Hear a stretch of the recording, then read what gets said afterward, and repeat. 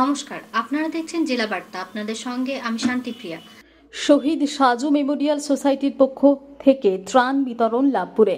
বীরভূম জেলা সভাধিপতি কাজল শেখের ভাই শহীদ সাজু সোসাইটির পক্ষ হইতে ত্রাণ নিয়ে পৌঁছালেন লাভপুরে বন্যা কবলিত 15টি গ্রামে। লাভপুর ঠিবা অঞ্চলে বেশ কয়েকটি গ্রামে ত্রাণ সামগ্রী বিতরণ করলেন বীরভূম জেলা সভাধিপতি কাজল শেখ স্বয়ং।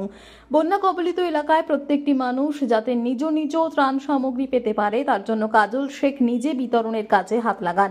কাজল শেখ জানান 700 পরিবারকে ত্রাণ সামগ্রী বাড়ি বাড়ি পৌঁছে দেওয়া হবে। এই ত্রাণ কার্যে বাড়ি বাড়ি পৌঁছানোর জন্য উপস্থিত ছিলেন সভাধিপতি কাজল শেখ, নানুরের বিধায়ক বিধানচন্দ্র মাঝি ও ঠিবা অঞ্চলের শাহিন শেখ সহ অন্যান্য ব্যক্তিরা। এছাড়াও ঠিবা অঞ্চলে উপস্থিত ছিলেন লাভপুরের বিধায়ক অভিজিৎ সিনহা, রাজ্যের মন্ত্রী সুজিত বসু সহ অন্যান্য তৃণমূলের কর্মীবৃন্দ।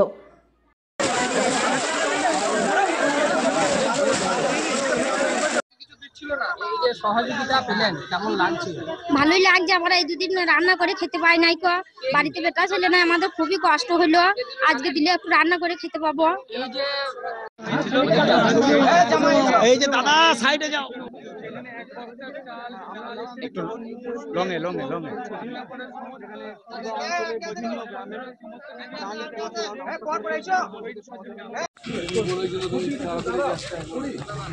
সিচুয়েশন 10-12টি গ্রাম জলমগ্ন, কয়েক হাজার হেক্টর জমি ফসল জলের তলায়। কি বলবেন? আপনি তো এসেছেন, পরিদর্শন দেখলেন।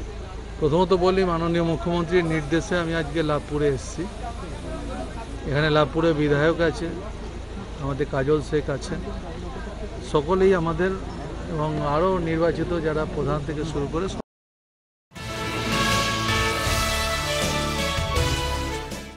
রাস্তা অবরোধ করে বিক্ষোভ দেখালো আসানসোল পৌর নিগমের 57 নম্বর ওয়ার্ডের বাসিন্দারা। স্থানীয় কাউন্সিলর এলাকায় কোনো উন্নয়নমূলক কাজ করছে না, রাস্তা, নালী, নর্দমা সহ বিভিন্ন উন্নয়নে কাজের খামতি রয়েছে এলাকায়, এমনই অভিযোগ করে স্থানীয়রা। এলাকার বাসিন্দারা জানান, কাউন্সিলর বলেছেন এই লোকসভা নির্বাচনে বিজেপিকে ভোট দিয়েছে বলেই কাজ করা হবে না।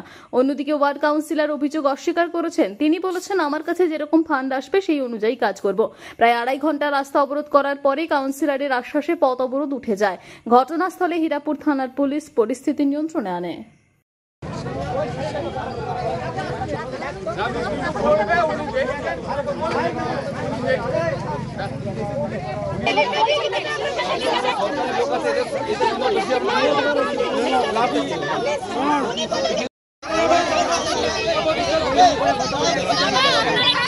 দেখি কাউন্সিলর 7 দিন টাইম দিয়েছে, 7 দিন দেখি, 7 দিন না হলে 7 দিনের মধ্যে যদি উনি কোনো ব্যবস্থা নেয় তো আমাদের মেয়রের কাছে যেতে হবে। আপাতত আমরা বলেছি সঙ্গে সঙ্গে তো ঢালাই রাস্তা হয় না। হ্যাঁ, কাউন্সিলরকে নিয়েই আমরা মেয়রের কাছে যাব, কাউন্সিলরকে নিয়েই আমরা মেয়রের কাছে যাবো। কেন এতদিন ধরে আমরা কাউন্সিলরকে অনেকবার এসে বলেছি রোডের জন্য, উনি কোনো স্টেপ নেয়নি, মানে গা ছাড়া দিয়ে দিয়েছে। অথচ নিজেদের গ্রামটা কিন্তু সুন্দর করে সাজিয়ে নিয়ে গেছে, রোড, জল, নালি সবই আছে, আমাদের গ্রামে কিছু নেই। প্রথমে যখন বলা হয়েছে উনি বলেছেন নিত্যানন্দে পল্লীতে আমরা কোনো কাজ করব না। নিয়ে নিচ্ছে একটি ছোট্ট বিরতি, ফিরে আসছি বিরতির পর। সঙ্গে থাকুন ভয়ের সঙ্গে নির্ভয়ে। সিউড়িতে অত্যাধুনিক চিকিৎসা পরিষেবা নিয়ে এলো সৃজন পলিক্লিনিক।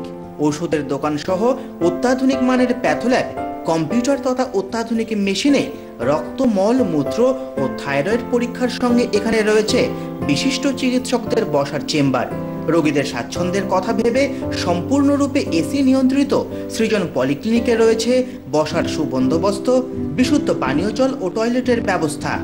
এখানে বসছেন সিউড়ি সদর হাসপাতালের বিশেষজ্ঞ চিকিৎসক সহ অন্যান্য শহর ও হাসপাতালের বিশিষ্ট চিকিৎসকরা। সৃজন পলিক্লিনিক ও প্যাথোল্যাব, সিউড়ি, বীরভূম। সিউড়ি সদর হাসপাতালের পাশে ফাঁড়ি ঘরের উল্টো দিকে। Mobile number 8373071019, 9474437713, 9434326822। ফিরে এলাম বিরতির পর। ক্যানেলের উপর বান্দোহা গ্রামে ডুবেছে কংক্রিটের ব্রিজ, পারাপার করতে নির্মিত হচ্ছে বাঁশের সেতু। বান্দোহা গ্রামের কাছে ক্যানেলে জল বাড়ার কারণে ডুবে গেল বান্দোহা গ্রামের কাছে ক্যানেলের ওপর ব্রিজ, যার ফলে যোগাযোগ বিচ্ছিন্ন হয়েছে বিভিন্ন গ্রামের, যার ফলে ব্রিজের পাশেই অস্থায়ী বাঁশের সেতু করতে উদ্যোগী হলো বান্দোহা গ্রামের মানুষজন। উল্লেখ্য, গত বৃহস্পতি ও শুক্রবার দুদিনের টানা বৃষ্টিপাতের পর একাধিক জায়গায় জমেছে জল, বিভিন্ন নদীতে ছাড়া হয়েছে জল, ঠিক একইভাবে ক্যানেলগুলোতেও বেড়েছে জল। তবে ক্যানেলে জল বেড়ে যাওয়ার কারণে রবিবার দিন ডুবে যায় বান্দোহা গ্রামের কাছে ক্যানেলের ওপর কংক্রিটের নির্মিত ব্রিজ। তবে দুদিন ধরে ব্রিজ ডুবে থাকার কারণে যাতায়াতের সমস্যা হচ্ছে ক্যানেলের দুই প্রান্তের মানুষজনের। তবে ক্যানেলের দুই প্রান্তে মানুষের যোগাযোগের জন্য ক্যানেলের ওপর যে কংক্রিটের ব্রিজটি রয়েছে তার পাশেই বুধবার বাঁশ দিয়ে একটি অস্থায়ী সেতু নির্মাণ করছে বান্দোহা গ্রামের মানুষজন।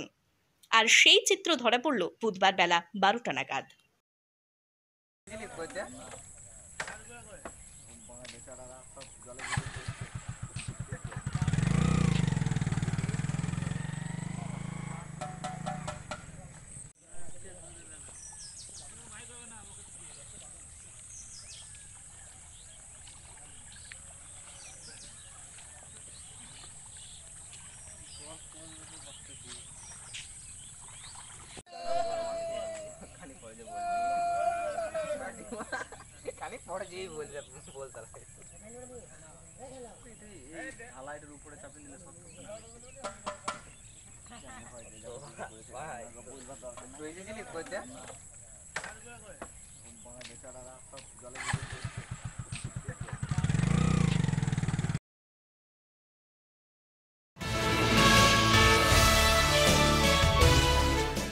প্রতিবেশী রাষ্ট্র বাংলাদেশের অশান্ত পরিস্থিতির আঁচ যাতে সীমান্তে এসে না পড়ে তাই নিশ্চিত্র নিরাপত্তা ভারত বাংলাদেশ আন্তর্জাতিক সীমান্ত নদিয়ায়।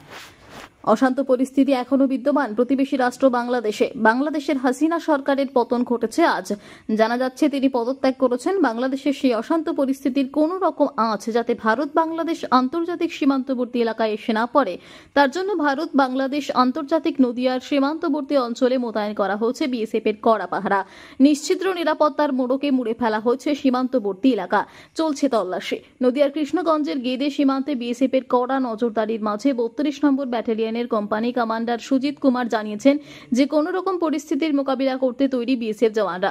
যদিও মঙ্গলবার সকাল থেকে কড়া নজরদারির মধ্যে দিয়ে যারা বিএসএফ এর চেকপোস্টে দেশে ফেরার জন্য এসে দাঁড়িয়েছেন তাদের পড়তে হচ্ছে বিএসএফ এর প্রশ্নের মুখে।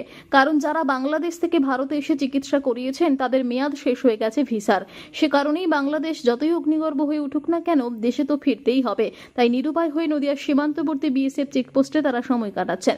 তবে বাংলাদেশের এই অশান্ত পরিস্থিতি নিয়ে সদ্য বাংলাদেশ থেকে ভারতে কিছু মানুষ ফিরে এসে বললেন চোখের সামনে চলছে বাংলাদেশ, কখনো ভেঙে ফেলা হচ্ছে বাড়ি, রাস্তায় বেরোনো যাচ্ছে না, করা যাচ্ছে না বাজারঘাট। এমতো পরিস্থিতিতে বাংলাদেশে থাকা সম্ভব নয়। তাই দেশের মানুষ আমরা দেশেই ফিরে এলাম।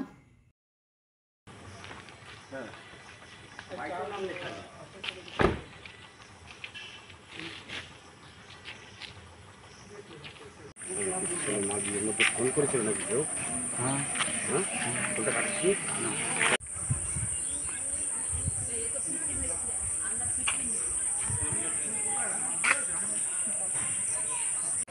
অশান্ত বাংলাদেশ পরিস্থিতি কেমন বা কোথায় যাচ্ছেন আপনারা?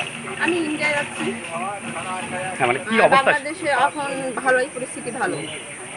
এখন বাংলাদেশের পরিস্থিতি ভালো, এখন শান্ত আছে আপাতত, কোনো সমস্যা তো দেখা দিচ্ছে না। তারপরে আপনার শিল্প কারখানা আজকে সব খুলে দিছে। কি এমন ঘটলো ছাত্র আন্দোলন যেখানে দেশের প্রধানমন্ত্রীকে অন্য দেশে পালাতে হলো? আমি যতটুকু শুনেছি কোটার জন্য এরকম করছে, তাছাড়া আর বিস্তারিত বলতে পারবো না। কোটাটা তো সেটা সংবিধান চেঞ্জ হয়েছে এবং কোটাতে সেটারও সংশোধনী করা হয়েছিল, তারপরে আবার পরিবর্তন করছে, এটাও শুনতেছিলাম। এখন সঠিকটা জানি না। বারবার যেটা অভিযোগ হচ্ছে যে ছাত্র আন্দোলনের নাম করে বেশ কিছু জঙ্গি সংগঠন এই আন্দোলনে জড়িত হয়ে গেছিল এবং পরবর্তীতে আন্দোলনটা জঙ্গিদের হাতে চলে গেছিল। এটাকে কিভাবে দেখছেন?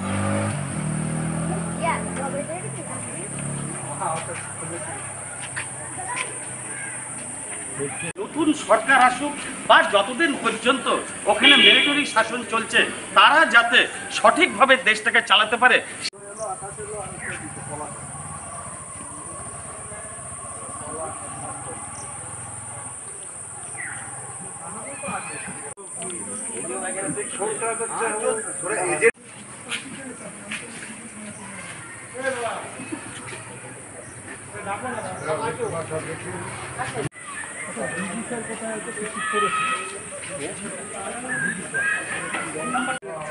চলে পলাশকে নিয়ে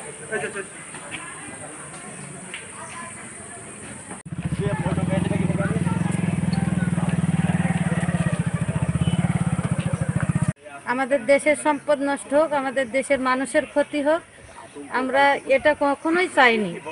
আপনারা কি চান? আমরা চাই শান্তি, আমরা চাই শান্তি। আমরা খেটে খাওয়া মানুষ, দুবেলা দুটো খেয়ে পরে আমরা বেঁচে থাকবো, এইটুকু আমাদের কাম্য। বাংলাদেশ থেকে আসছেন, কোনো অসুবিধা হয়েছে আজকে? আমাদের বাংলাদেশ থেকে আসছে, আমার হাজবেন্ডের হার্টের সমস্যা, আমরা ব্যাঙ্গালোরে যাব। আজকে আসতাম না, তারপরেও আসতে হলো যে আমাদের টিকিট কাটা হয়ে গেছে ফ্লাইট। আজকে জেলা বার্তা এই পর্যন্তই। নমস্কার।